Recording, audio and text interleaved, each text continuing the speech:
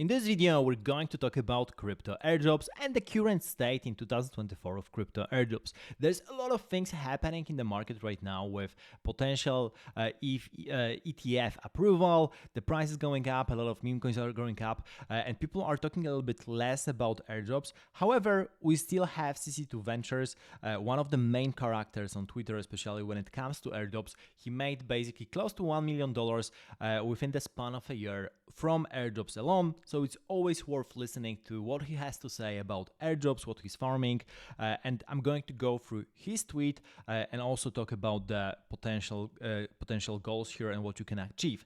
You have to remember that with airdrops, nothing is guaranteed. This year so far, 2024, was really the best year for airdrops so far. You could really make a lot of money by clicking buttons, but nothing is guaranteed that this will continue in the future, especially that right now you have a lot of people catching up to this train and being interested in potential airdrops and how they can farm it, or they can farm that on a more industrial perspective. So, but still, if you're starting with a little bit of money, this is probably one of the best ways you can start with. If you just have a couple $100 to play around with crypto, you can definitely do a lot of stuff when it comes to airdrops, because you can use those protocols, especially those protocols that are more activity transaction based rather than just volume based, because when it comes to volume, you have to have a lot of money in order to push some of the volume when it comes to staking, for example. But on the other side, if you're thinking about volume-based exchanges, then even with like a couple of $100, you can probably do something with the exchanges that offer you 20x, 30x or more of leverage in order to push the volume on those exchanges. So let's get started with the very first projects. This is Scroll. So Scroll is one of the main L2s when it comes to Ethereum. At some point, founders were saying that they are not planning a token. I think they changed their attitude over time. And basically CC2 Ventures is saying that he's trying to use 20 different applications and push a lot of volume, and he's really bullish about the Scroll airdrop. Another thing that he's doing is Pontem, Liquid Swap, and going after Aptos airdrop, because Aptos is probably doing rounds 2 and more when it comes to airdrop. There was already Aptos airdrop at some point, and by playing into Liquid Swap and Pontem, he not only tries to get Aptos airdrop, but also tries to get Liquid Swap airdrop as well.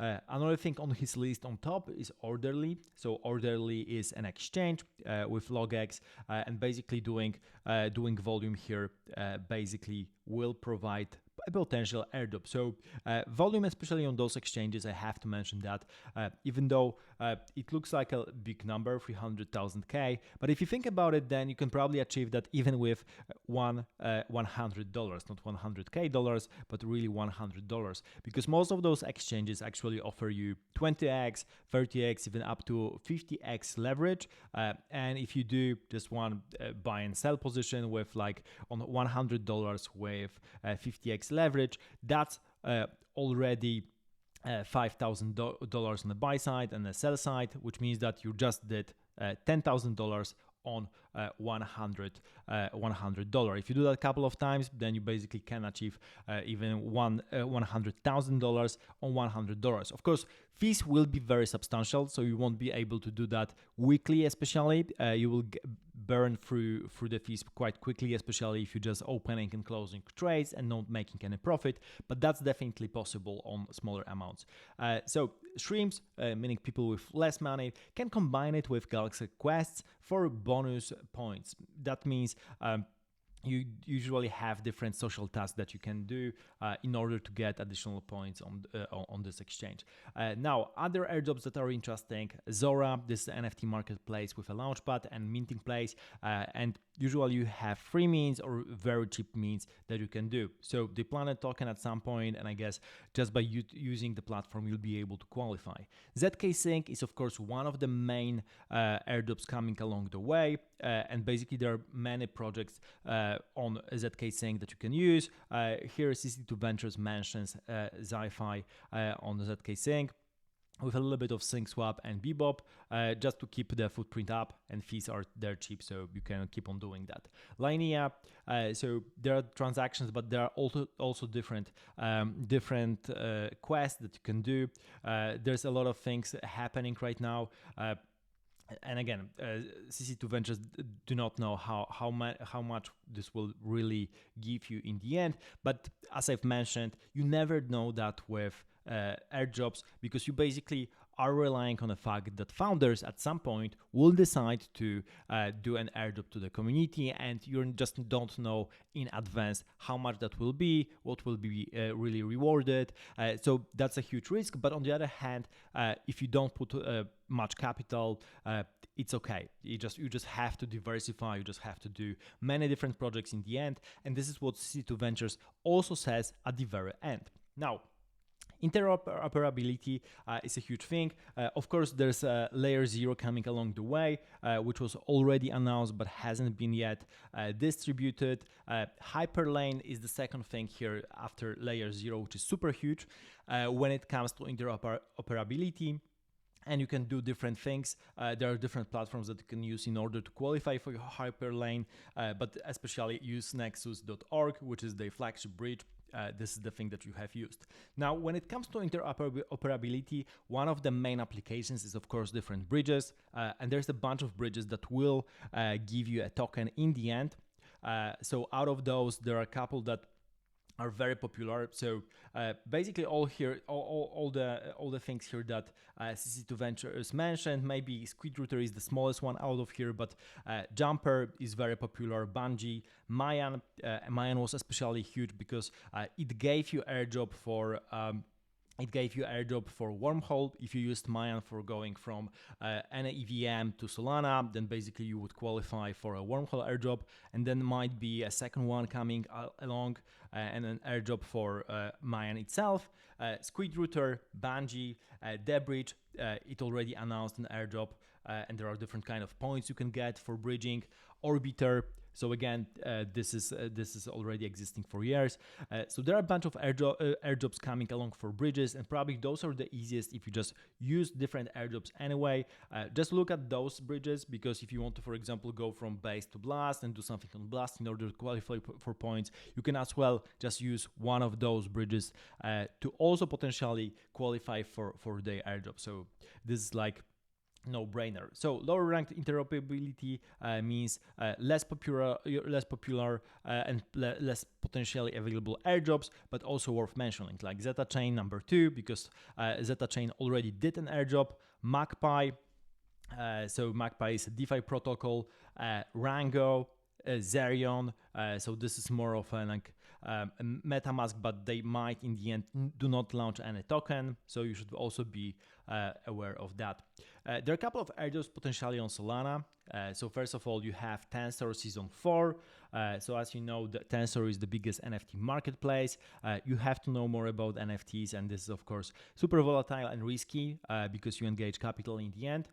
Phoenix Trade, this is a standard DEX, so you can basically by trading a little bit, do one limit trade every second day on literally one wallet. That's the thing that you want to do.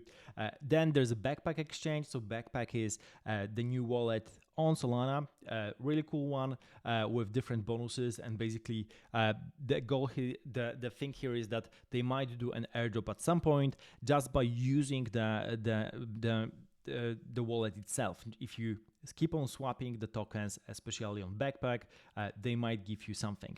And also you get lower fees and potentially get an airdrop from other partners that are collaborating with Backpack. Now, there are a couple of liquidity-based airdrops here, from Sanctum to things like Elixir, Ambit, Zircuit, MarginFi.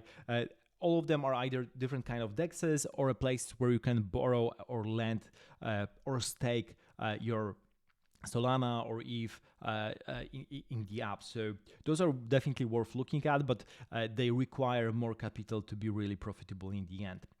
So Sanctum is super popular when it comes to liquidity staking. You have Elixir, you have MarginFi. People are expecting that after Camino, which is basically a lending protocol, and those are a couple of things. So this is getting long, as CC2 Ventures mentioned, and he also mentions here as well, Black Swing, Mitosis, Gravita, Nostra, Staking, DAO, Bitflow. There are of course many more, but his main ones are basically Scroll, Hyperlane, Jumper, Liquid Swap, Tensor, Elixir, Sanctum, Meteora, Circuit. This is for everything 4-in-1, and basically I would focus on those 4 maybe here if you're just starting. After that, the others are a little bit more complicated, but if you're just starting, look at the bridges especially. So there's a couple of good advice at the very end, and he basically reminds everything that this is not financial advice. You should be farming and expect that some of the airdrops might end up with a dust. Literally, you get like $1 in the end. For in tokens, if you do all the tasks. Another thing is that airdrop years out, meaning that they can be given out, for example, 2 years from now, 3 years from now, you never know that. A bunch of them will turn out, however, more lucrative than you expect. So for example, Jito, Wormhole, Manta Galaxy, indirectly qualify you for other airdrops, so Avail, Zkifer, Celestia. So by doing some of those tasks, you might qualify for potential airdrops in the future that you do not expect, which is cool stuff. This was especially the case with different stuff that if you did things on Ethereum mainnet, then disqualified you for a couple of other airdrops as well. So having high conviction in one single airdrop essentially means you're placing your entire faith in one project founder, relying on them to execute properly, coupled with a ton of additional variables. And this is really important because basically it means that you always should remember that there are people in the end deciding about whether they give you the airdrop or not, how much will be allocated to the community. And that's why CC2 Ventures is basically working with this spray and pray approach, which is basically making couple thousands here, couple thousands there from different airdrops, not relying on one single airdrop, and definitely not marrying your bugs. In the end, you want to qualify for as many airdrops as possible, or at least have those one big hits in one of them in order to really make it when it comes to airdrops. But basically, this is a game of skill and patience in the end, but basically patience comes first and then the skill to know what might happen. Of course, right now, meme coins are outclassing airdrop when it comes to going from small size to larger size. But if you don't have any capital at all, it might be much easier to actually start with airdrops than going with, for example, Solana meme coins and trying to hit that 1000x on your first go, because it's much easier actually to lose all your money with meme coins than it is with airdrops, especially that if you're doing things that are fairly conservative, like for example staking, this is much harder to lose all your money when it comes to for example staking relative to meme coins. Of course, this is crypto, this is all still very risky, but there are different risks associated with each of those categories.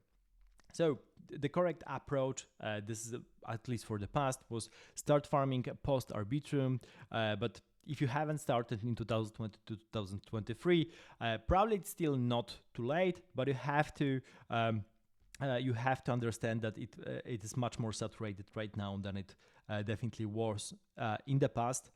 So meaning that a lot of airdrops will end up being dust drops, super small, not really worth in the end, and teams are taking advantage of airdrop mania. So having that in mind, maybe some of the actions that you do in 2024 will actually make you profit in 2025-26. If you have this mindset in mind, then actually it's very worth doing some of those stuff and qualify for the potential future airdrops you don't even know about right now, because in the end, this is long game. So thank you for watching, subscribe to the channel, and see you in the next video.